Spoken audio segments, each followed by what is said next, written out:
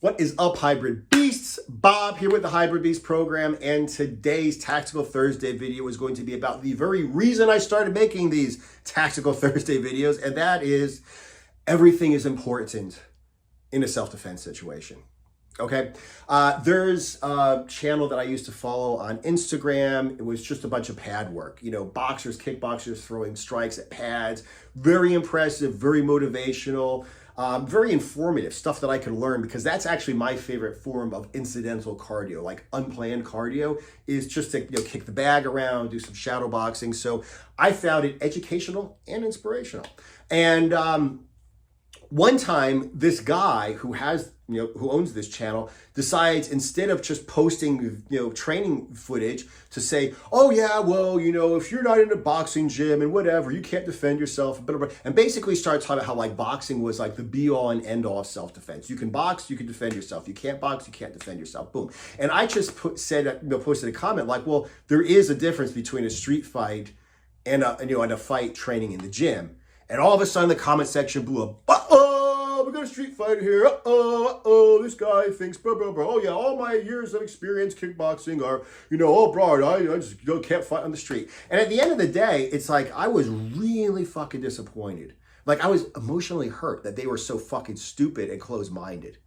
Because for all of the skills that they had, like saying that boxing or kickboxing training is a one-to-one, immediately transferable off into like a self-defense situation, it's just fucking stupid. Okay? Because let's look at it like this. What they're basically saying is, if I can knock you out, like if I could throw a Pudge so fast and so hard that it hits you and knocks you out, that's all I need. Now, let me just say that, getting knocked out, it's really hard to argue with that on the street. Okay? Like I say, every fight on the street is a street fight. A soccer mom is protecting her kid against a kidnapper. A middle manager, executive guy is protecting his wife from a rapist. It's like you're on the street, you're in a fight, it's a street fight, okay? There is no such thing as self-defense. And like I said, being able to hit so fast and so hard that you knock somebody out, it's really hard to argue with that kind of effectiveness when you're on the street.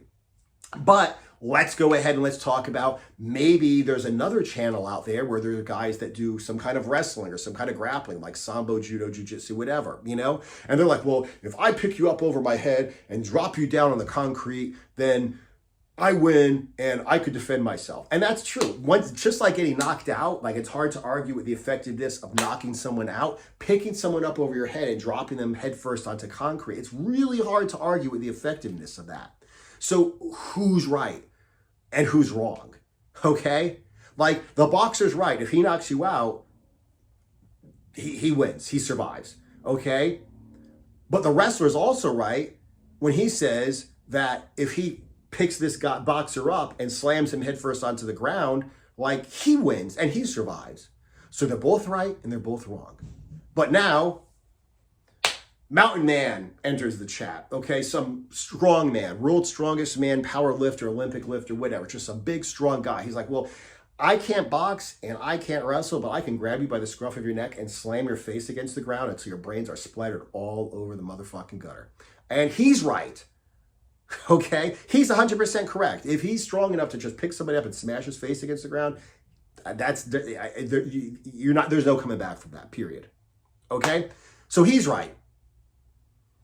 But, just like the boxer against the wrestler, you had like Ben Askren beating everybody, possibly the best fighter in the world in his weight class of all weight classes, because he had a perfect record just wrestling people.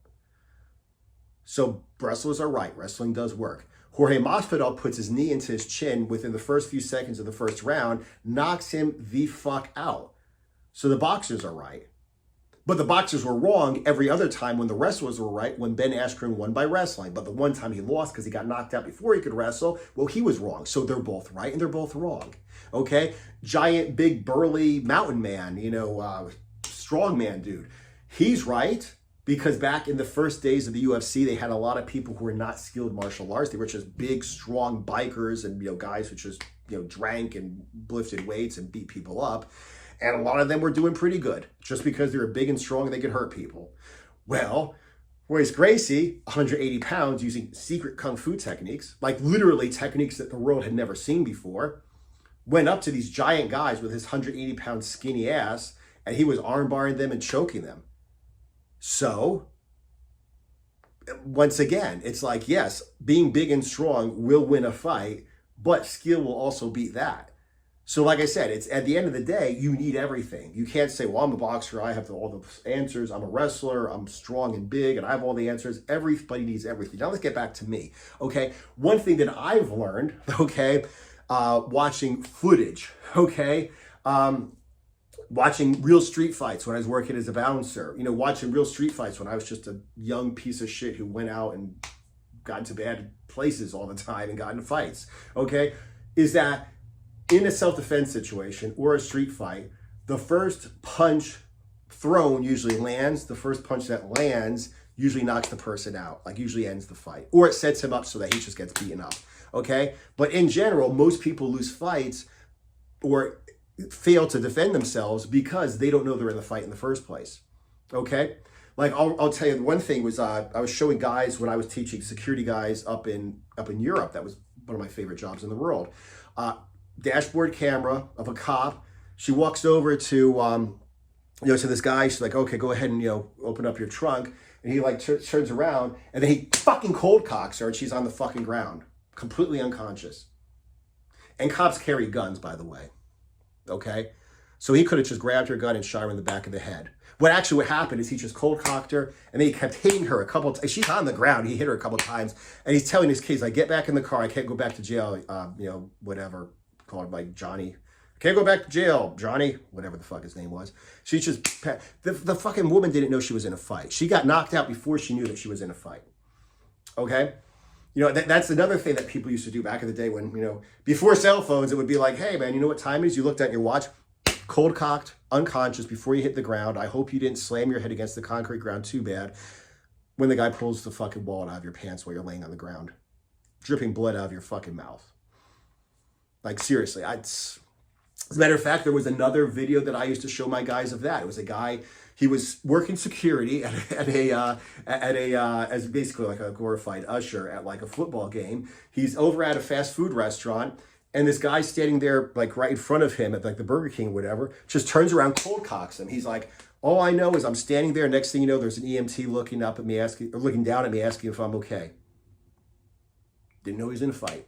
So situational awareness is the absolute most important thing, okay? I'm going to talk about guns in the next video, but, like I said, even if you have a gun, if you get knocked the fuck out, like that cop that I was talking about got knocked out before she even knew she was in a fight, like, your gun ain't going to help you. Your martial arts skills are going to help you.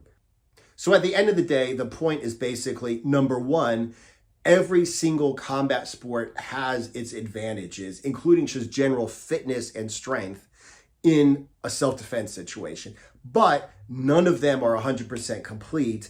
And even if you're big, strong, you can throw blows and you can grapple, you still need to understand the mental aspects, at least, of street fighting based self-defense, especially situational awareness, okay? Because good situational awareness will, like I said, keep you out of trouble in the first place. If you get in trouble, you'll see it so you can react. And if you have no opportunity to avoid or evade the situation, it will tell you when you should attack. So you're the one with the upper hand, launching a preemptive strike instead of being the one on the defense, trying to make up after the guys already got the advantage on you, okay? Killer instinct, another mental aspect of self-defense, very important for you to learn. Dealing with pain, dealing with fear. Like I said, these are all, even if it's just the mental aspects of self-defense, those are some things that are absolutely positively important, no matter how good of a boxer, grappler, or how big and strong you are. Those are things you absolutely positively need to learn. Anyway, if you have any questions for future Tactical Thursday videos or any other kinds of videos, just post them down below. I love hearing you guys' comments. If you're interested in my self-defense street fighting program, check it out. There's a link down below in the description. And there's also a link down below in the description where you can check out my Street Fighting's Mental Edge. It's a bunch of audios that explain, like I said, dealing with pain, dealing with fear, building your killer instinct, situational awareness, etc. So definitely go ahead and check that out down below if you're seriously interested in defending yourself on the street. Aside from that, subscribe if you guys haven't. Appreciate you guys watching the video, and I will see you in the next video.